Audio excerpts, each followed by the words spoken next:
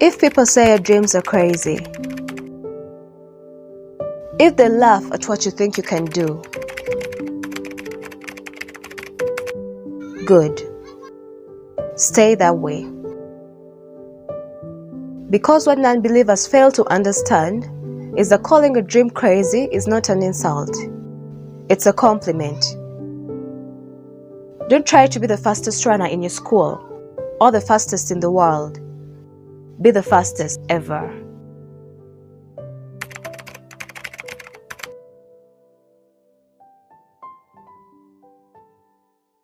My name is Rose Basemera. I do a lot of things. I really can't say I do this and this, but I can just break them down because I just graduated with a Bachelor in Records and Archives Management. I do, on the side, I do commercial modeling, portfolios and all that. Then I play basketball. I've been doing it for since 2012. That's around 8 years. Yeah, 2012. Also started acting last year. Yeah, I started acting last year. I do part-time YouTubing and also basically fitness coach. That's it in a brief. I just didn't join sports abruptly. Like I said, I play basketball. I've been doing sports way back since primary. I was doing cricket, I did baseball, I went to netball, then finally, that's when I started basketball. Actually, I didn't expect to play basketball. I wanted to, but where I was at that point, I was at Trinity College in Abingo. There was no basketball. So I wanted to, but I didn't have the chance or the opportunity to do it. Then in my S3, they introduced the game. And that's when I got my golden opportunity to get involved. Good thing I had a good coach, Bavisam, and sports tutor. Everyone was there. So I had every equipment I needed to actually make my dream come true. And I did. My inspiration came, this is going to sound weird, but high school movies, basketball was the cool sport. Everyone was doing basketball, but it was for the men, not the women, and that was the stereotype. But I wanted to do it, and then I actually started getting involved by watching the games, and I was a Miami Heat supporter, and that's when Kobe Bryant came in, rest in peace, but he's the one who actually made me love this because he really pushed the women to get involved in the sports, just to be men this, men that, men this, but he really wanted to push the gender stereotype aside. And so actually I'm short, I'm 5'2" feet, but I was I'm going to do it anyway. So my inspiration came from high school movies and Kobe Bryant. At the beginning, guys are looking at it as a career because sports career doesn't really pay too much in Uganda. So you just do it for the passion, and then the benefits that came alongside it, because you're going to travel, I got education for free, my whole high school, my whole university, because of sports. So it might not be a career, but it has its own benefits, one way or another. At that point, they introduced basketball. We had 2 weeks to qualifiers. So even the coach was biased at that point, and he was picking only the tall girls. So me here, big 5, I had to push myself harder to be noticed. So it was all hard work, sweat, nothing wow. I had to prove a point, to prove I deserved a jersey, to prove I deserved a number. When I started it, a lot of people just chill, you're too short, just join, come back where you belong, stick to the status quo, this is not your thing, you're too short, you're too what. So at that moment when you're getting MVP, or when you're noticed most valuable player and all that, at that moment you feel rubbing your medal in everyone's face. But of course I did, but I felt doing that. So that's the feeling I got. I felt so haters keep quiet, something like that. I feel okay, now I've done it. Who's talking? Who's saying what? I felt boasting, but I didn't. It was that internal feeling. I remember, I told you, back in the day, it was still hard. Even the coach was biased. He was picking the tall girls because I'm 5'2" right now, but I'm sure then I was 5 or even 4'9", 4'11", I don't know. I was really, really short. So there's that stereotype. And then you also have to work harder because it's true. When you're tall, it's easier for you. So when you're shorter, you have to put in the extra work. As long as you're willing to put in the extra work, it doesn't really matter, because you find that actually a short person is doing much more better than a tall person is. So it's all about what you produce in the end. Because of course, if you're short and you're not producing, then yeah.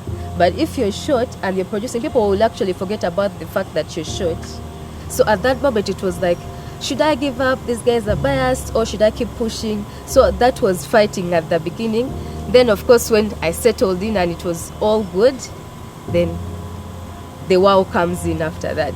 When you're winning medals, when you're getting noticed, you're like, wow, now this is what I was dreaming about. For starters, you being a woman is a problem, because they believe basketball is a man's game, blah blah blah. So that was problem number one. You have to make people believe that actually women can do this. And as we're speaking right now, the WNBL is actually pushing for, even the WNBA is also now gaining heights. So longer like NBA only men, what the women's side is also pushing. And then number two is the heights. That means I have to work double, I have to work triple than any other person because of my height deficit. So also that height thing comes in. And then it reaches a point you have like injuries. We all have injuries. Sports injuries are the most hectic because they put you back and then it hurts. Pain is bad. I don't like pain. And also, you know, some people get not to play again, they can't do but injuries also is another problem that we face as sports people. I think that's the main thing. And also in Uganda a bit, sports doesn't pay as much, so someone can't say I'm going to do sports as my only career in Uganda unless you're planning to like go in diaspora, like play abroad. But if you're to play in Uganda, you really have to have like other things. This is like a part-time passion that will give you some things but can't provide all. So I think that's it. Those are the main challenges.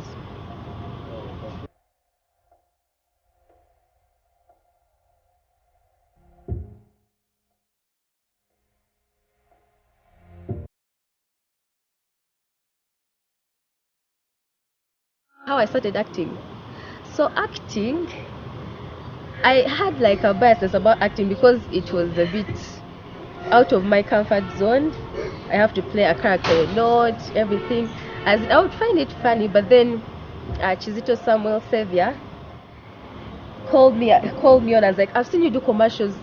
Basically, doing a commercial is like acting. You're fitting a character. So I think you can actually do it. You can act. Just give it a shot.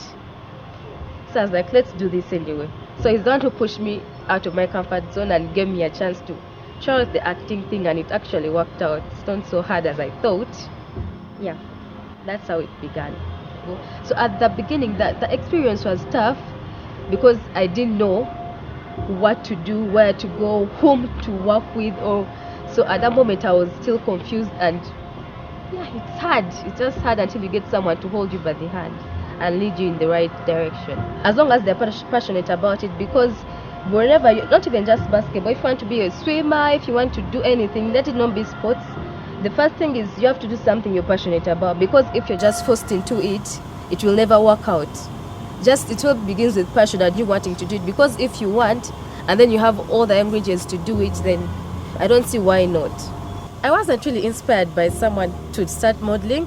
It was inspired by, there's a strike that happened at Makerere, and then we went back home in like early November, October, and then I was idle, and then I was there watching America's Next Top Model, and I was like, let me try it out. Like, it started as just a joke. I'm like, let me just do it and see how it will go. So in that time I wasn't doing anything, and I wanted to get occupied because I wasn't also doing sports, because I was playing for the university, and if you're home, I'm not playing for the university anymore. So I was like, let me start doing it, let me just do it for fun. And then I started looking for people who are already involved, and yes, it caught on, it became fun, it became a hobby, it became paying, and the rest is history. When I started doing modeling, I still like stereotypical, because of course there's the thing of models are whores, models are sluts, models are in that line. So you're getting like that backlash of why would you, from, you know, and then people are like, a bowler, an athlete, modeling, they don't combine. And then that's what actually keeps me going. I like that thing of no, they don't. It actually motivates me to push more and prove people wrong. So I think I almost got duped, because they're like fake agencies out there, or agents, and they're telling people pay this amount of money, do this, and then they run away with that. So it was hard to kind of find someone who is actually involved into the industry that would help me to also push further, because some are telling you, I know this, I know that, we're going to get you this, but they never. So you get that you get involved in like people who are actually out to just rob you, take advantage of you, not to actually push you where you want to go. Modeling is not something you still can do a lot of in Uganda, only because first of all, gigs come once in a while. So it's not something you're going to sit and be like, oh, I have a gig, I'm just going to model. Not like abroad. Uganda, you still have to do other things. Modeling, you can do it as you're doing your law, you can do it as you're doing your medicine, you can do it as you're doing any other thing.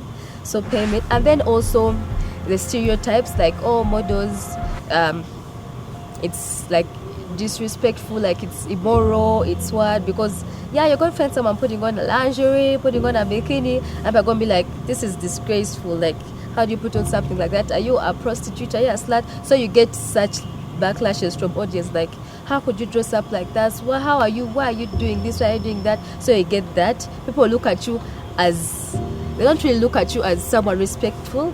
They look at you as, they don't put respect to modeling in Uganda, to be honest. As a brand, I've actually got a lot of benefits from everything I've done, my journey through, and right now, number one benefit is I've got to travel. I never thought I would be able to travel before I've maybe worked and got my money, but I started traveling at an early stage because of sports. Let me specify down to sports.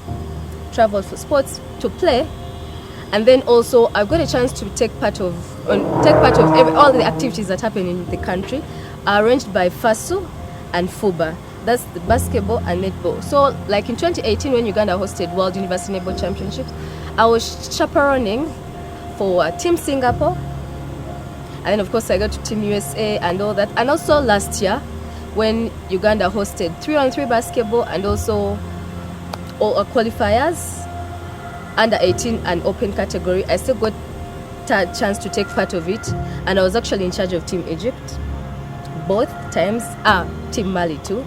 So in Uganda particularly, there's less money in let me say basketball, and also its exposure, because if you compare the exposure that soccer has to the one basketball has, the difference is massive. Yet these are actually even other sports, swimming and what. All I'm just saying is that all sports should be given the same audience, the same marketing, the same, I don't know what to really call it, but I just, like, it needs to be like the other people out there, like let me say Ginger or whatever. People are talented, but because basketball is still a small community, those guys are not getting a chance to be part of the community and gain from their talents, like free education, travels and jobs. So I would increase the exposure basketball has in Uganda. Modeling, I would change the fact that a lot of companies take advantage of models because they believe guys are desperate to be on a billboard, to be on a TV commercial, to be on an advert. So they don't pay. They just be like, you're going to appear on TV. And then because of that desperation, someone is not going to actually get what they deserve. Or even though they are to pay, they like, I'm just going to take it back to corruption, because they're going to give someone 20% of their 100 they're supposed to get, because they know models are not supposed to earn a lot. And then the desperation also comes in, and then they cheat everyone. So I would actually like to change that to fairness for all. My terms are not so much. It's an agreement, right? So they can change according to how you've agreed with that company. But literally is respect. You have to respect each other. Respect you as the company, you respect me as a brand. I would only say 2 sentences, I think, or it's 1 sentence, I don't know. But I would actually say, don't wait to get there to start and you get there. A lot of people want to do something, but they're like, oh, let me first get this, let me first get ready to do this, but how will you get ready? At least start where you are, and whatever you need will find you along the way. Because no one got anything by sitting around and saying, oh, I don't have this, let me wait, then I'll start what I want to do when I get it. Strive, because even though someone is to help you out, they want to see that, oh, you're actually trying, you started something small, let's help. But if you're just seated, no one will even want to help, because they're doing nothing. So start before you get there. Don't just wait to get there to start, because if you don't start, you will never get there. For those who are seated waiting for everything to be done for them, I'm afraid to say the world doesn't wait for anyone. So I even don't really know how to, because the way I'm seeing ladies these days, they're actually taking charge. So if you're one of those ladies that isn't, the world has left you behind. And you need to step up. That's all I can.